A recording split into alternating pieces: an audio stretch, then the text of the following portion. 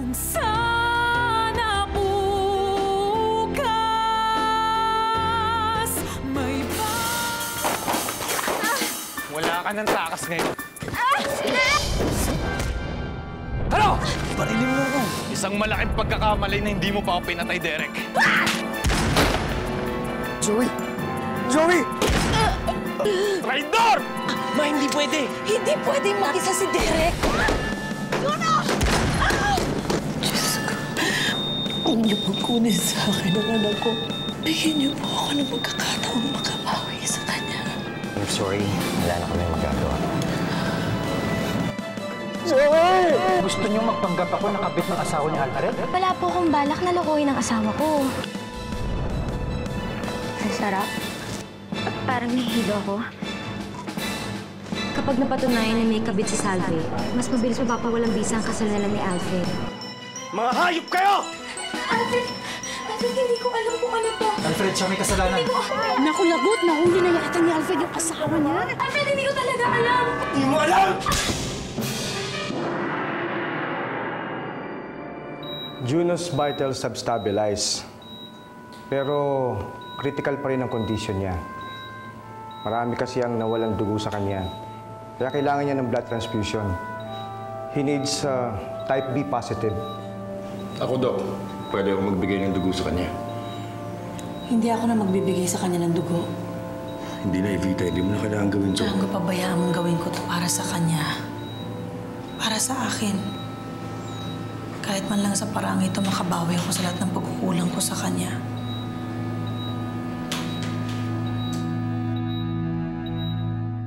Alfred!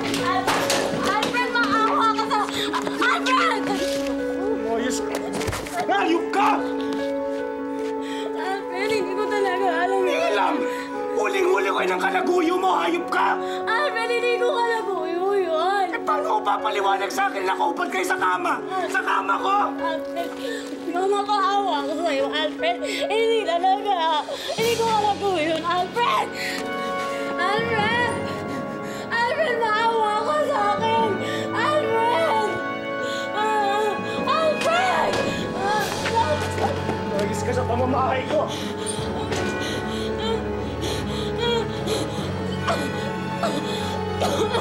Bago ko kita mapatay, hayop ka! Lumayas ka! Lumayas ka! Alfred, hindi ko talaga alam ang nangyari.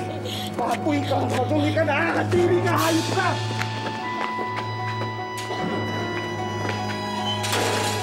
Alfred! Ano si Kasi? Alfred, maawa mo na ako. Huwag ka magpapakita sa akin! Hayop ka ba? Papatayin kita! Alfred! Alfred, parang awa. Huwag mo akong hawakan! Lumayas ka na! Alfred! Alfred!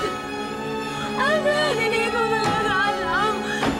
Alfred, maawa ka sa akin.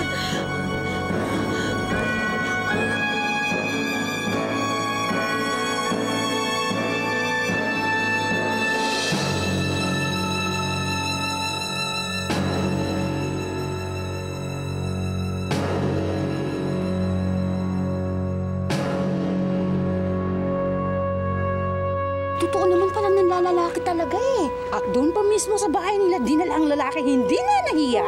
Talagang nakakahiya. Tumigil na kayo! Kahiya-hiya, kababae pa naman tao.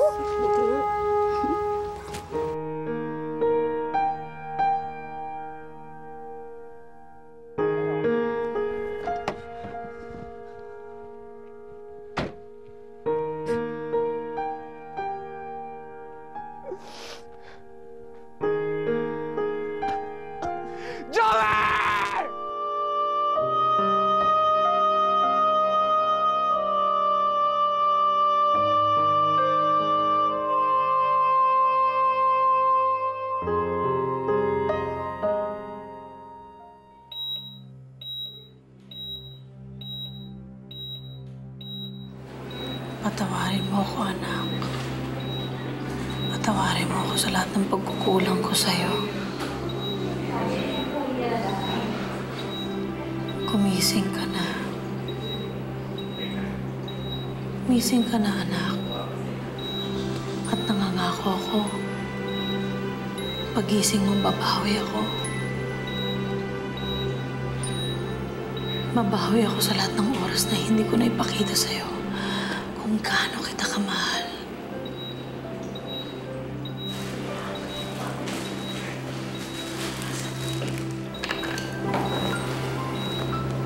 Lita, kamusta na pakiramdam mo? Siya nga pala, sabi ng nurse, hindi mo yung maroto. Para hindi ka raw manghina dahil sa dugo na wala sa'yo. Sige na, inumin mo na. Salamat. Kung makikita ka lang ni Juno ngayon, sigurado matutuwa siya.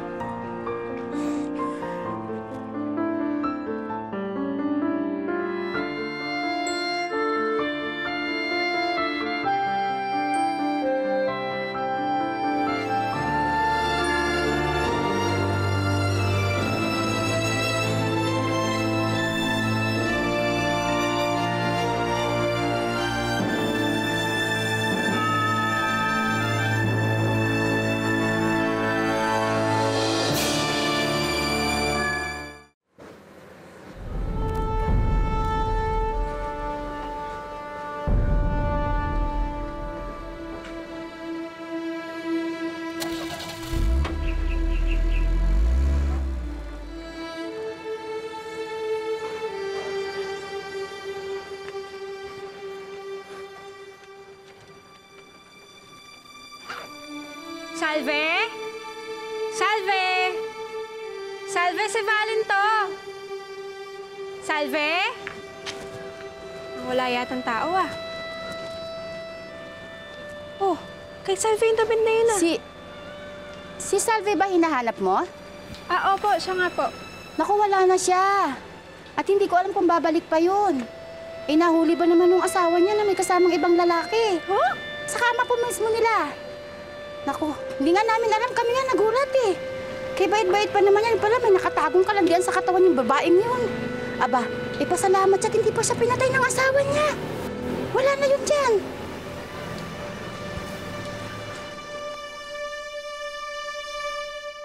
Ayun, huling-huli ko silang dalawa. Sa kama, tulad ng pinlano natin. Tapos gumawa ko ng malaki eksena, kinuha ko yung mga damit, tapos pinagbabato ko sa labas. Sayang, I missed the show. Bia, galing-galing ng performance ko. I'm sure. Oh! Ano? Okay ba? Ito, kinukwento kay Bia ngayon kung ano nangyari kanina. Ngayon, pwede na nating ipawalang bisa ang kasal ninyo ni Salve.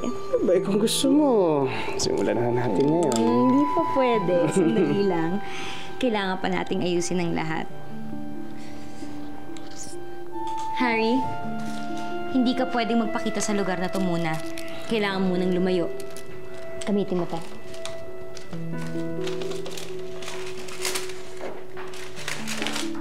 Thank you, Via. Harry, tanda mo walang pwedeng makalam nito. Huwag kayong mag-alala. Walang lalabas sa mga sikreto niyo. So, paano mauna na ako?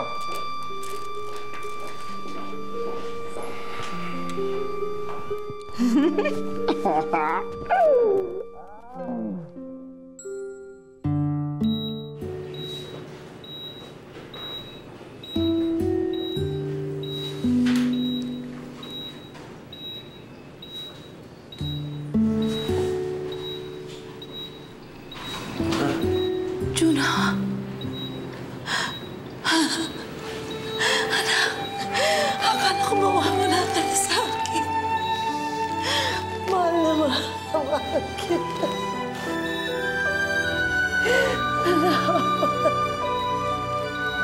Juno, anak. Okay, parada na lang.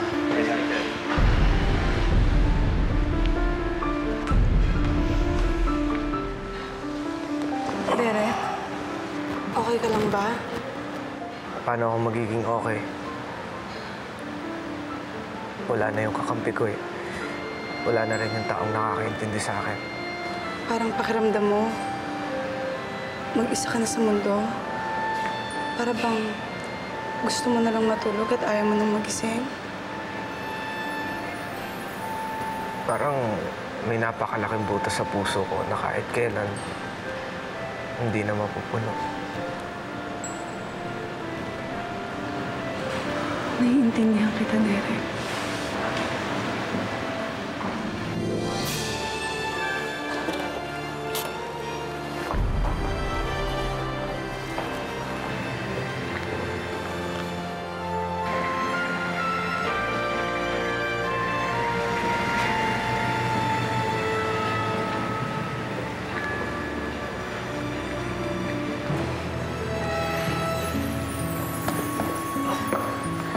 Juno. Magaling ka na? Ang masamang damo, matagal mamatay. Puro kalokohan ang mga pinagsasabi nito. Dapat magpasalamat tayong lahat at ligtas ka na. Juno, mabuti naman nakauwi ka na.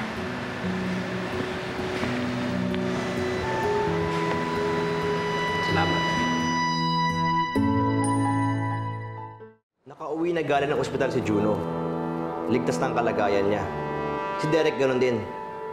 Si Joey lang ang naging casualty ng pangyayari. Kita mo na nangyayari kapag kumikilos ka mag-isa?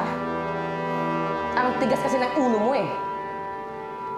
Hindi mo kaya si Evita. Hindi naman sa Evita ang pake ko. Sino? Si Derek? Eh di ganun din yun. Siyempre naman, poprotektahan din niya ang anak niya. Ano? Naniniwala ka na sa akin ngayon? You need me more than I need you. Pasalamat ka pinagtsatsagaan pa kita eh. Berna, I think the boy got your point. Ano nang gagawin ngayon? Isa lang ang paraan para matalo natin si Evita. At yun ay kung magtutulong-tulong tayo. Cooperation! Kaya mula ngayon, walang kikilos ng walang pahintulot ko. Naiintindihan niyo? Sige na, Fredo. Bumalik ka na kay Evita sa mansyon at baka makahalata pa yun. Balitaan mo lang ako sa mga susunod nilang galaw. Opo, ma'am. Juno? Ininom mo na ba yung mga gamot mo? Yes, ma. Sige. Pahinga ka na. Matulog ka na, ha? I love you, Juno. Ma, tagal kong hinintay na sabihin niyo sa akin yan. I love you too. Juno, alam mo naman na marami akong pagkukulang sa'yo. Sana bigyan mo ako ng pagkakataong makabawi. I love you too.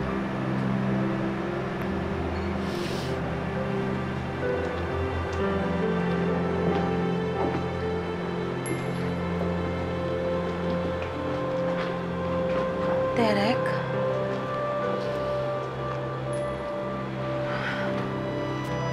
Bakit, anak? Iniisip mo pa rin ba si Joey? Iniisip ko man na kung hindi niya ako nakilala, sana buhay siya ngayon. Sana nakinig kami sa magulang niya.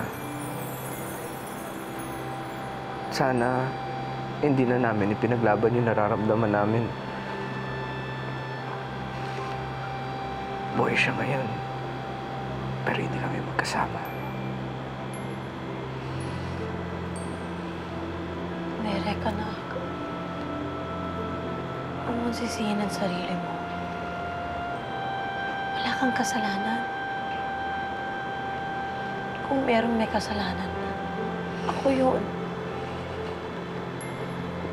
Ako dahil ito ang mundong ginagalawan ko.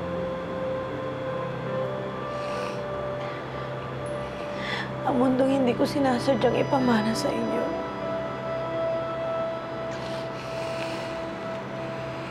Derek, isipin mo na lang na para tayong nasa digmaan.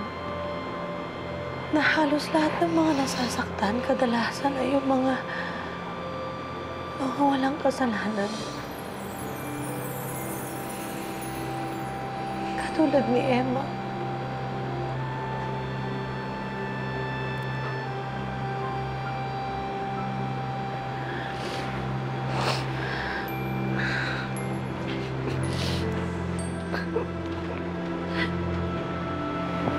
Sorry, anak.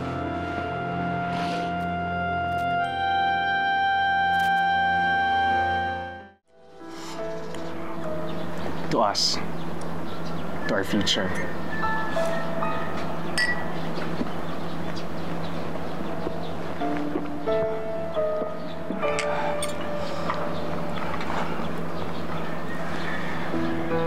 Para sa'yo.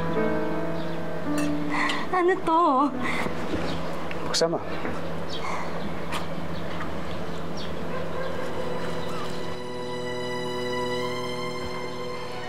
Alfred, ang ganda.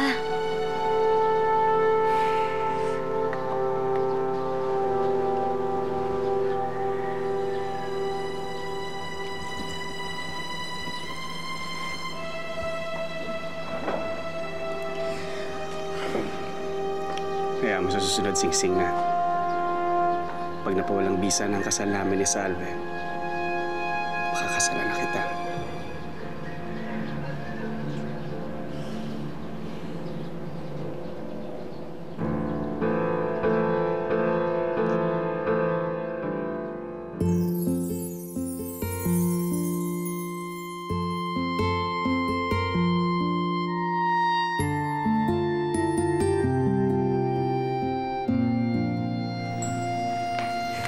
Salve!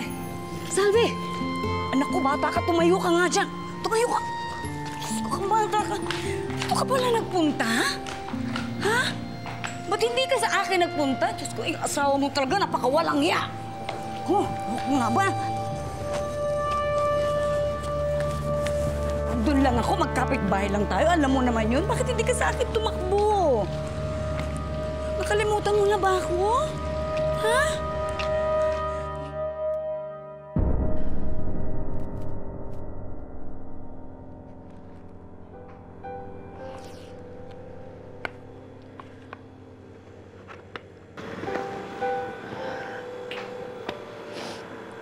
Sige na, ilabas mo na yung puno na yan eh.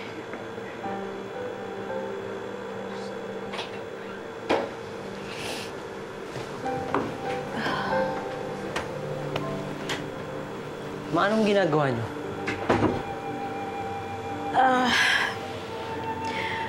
Wala. Siguro panahon na para iligpit ko na yung mga gamit ni Emma. Pero bakit? Wala na si Emma. Pero ikaw nandito ka pa rin. Anak, patawarin mo ako sa mga pagkukulang ko nung nakaraan, ha? Alam mo, minsan kasi dahil sa takot ko lang yun na mawala ka sa akin, eh. Pero mali pala yung ginagawa ko. Lalo pala kitang tinutulak na papalayo sa akin. Pero ang totoo, Juno, mahal kita, anak.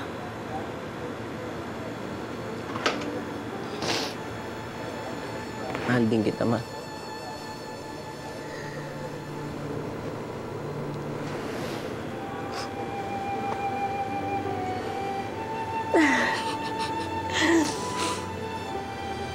Mabuti patulungan mo na ako magligpit.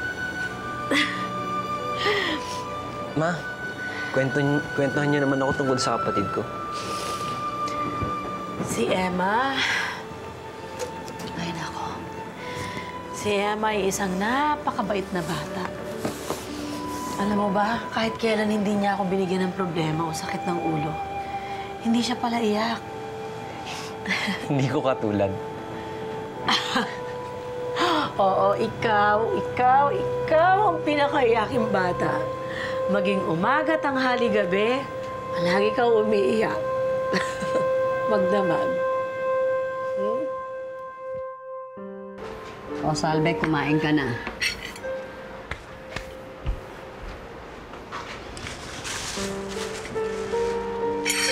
Bakit naman kasi hindi mo agad ako pinuntahan? Eh kasi akala ko po galit din po kayo sa akin. Bakit naman ako magagalit sa'yo? Kasi baka naniniwala rin po kayo dun sa sinasabi ni Alfred. Tapatin mo nga ako, Salve. Ano ba talaga nangyari? Aling Tasing, sa totoo po, hindi ko po talaga alam kung ano po yung nangyari. Wala po kasi akong natatandaan eh. Basta po, ang naalala ko lang po, magluluto po dapat ako. Tapos, may pinainom sa akin na juice si Harry. Tapos, bigla po akong... Biglang nawalan na po, wala na po akong maalala eh.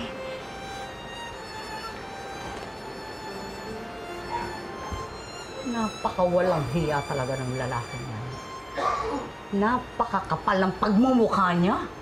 Siguro meron siyang inilagay dun sa juice na ibinigay niya sa'yo. Kaya wala kang maalaala kahit na ano. Ha? O hindi ba? Hindi mo alam kung ano nangyari. Basta nalang naramdaman mo, nando ka, nakahiga ka dun. Hindi mo alam kung may ginawa sa'yo o ano. Naku, kailangan ko po masabi ito agad kay Alfred.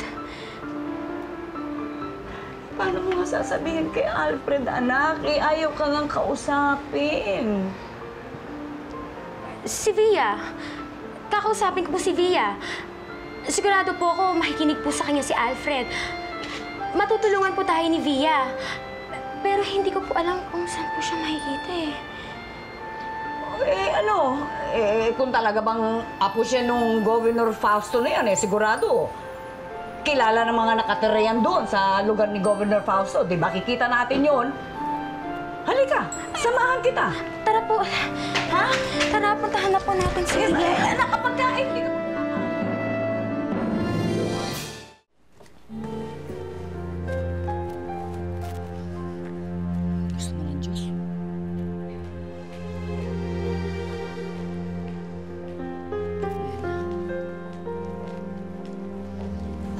Salve. Via.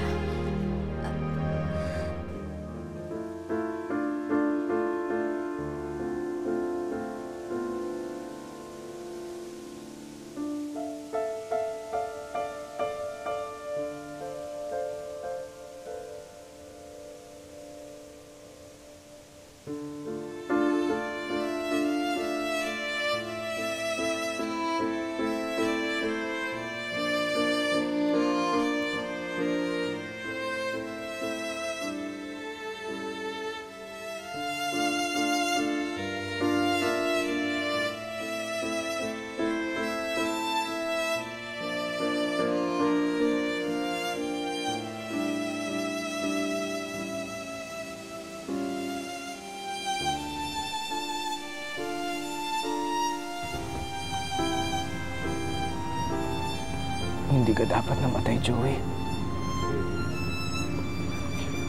Hindi ka dapat nadamay sa digmaan na wala ka na makinalaman.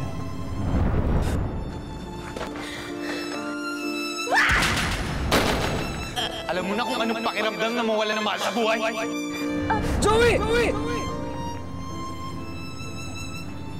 Joey, sinubukan ko naman gawin yung tama eh. Pero buhay mo na naging kapalit.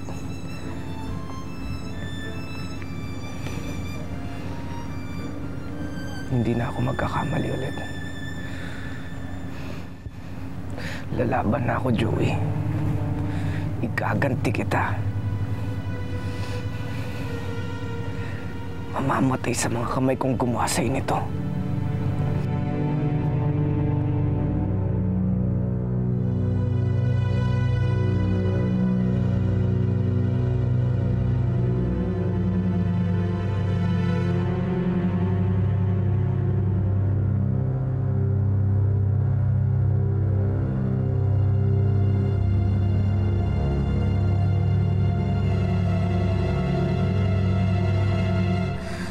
Ano ginagawa mo dito?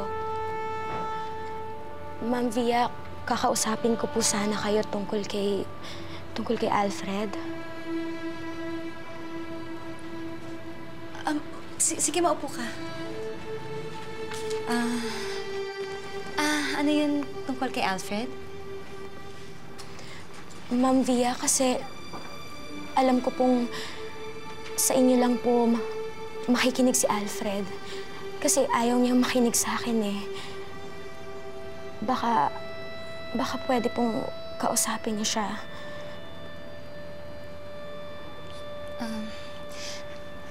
I'm sorry, Salve, pero hindi ko alam kung makakatulong ako sa'yo.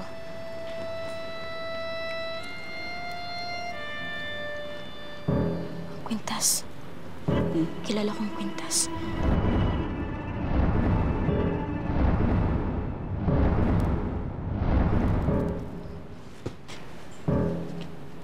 Kilala ko yung Quintas na yan.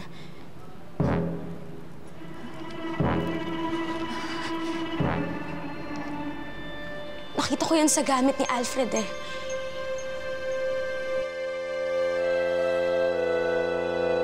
Sophia, ready to go?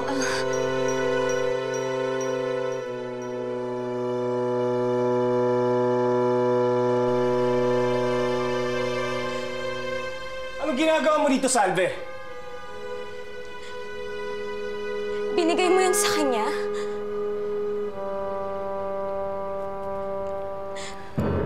Tama yung hinala ko. May relasyon nga kayong dalawa.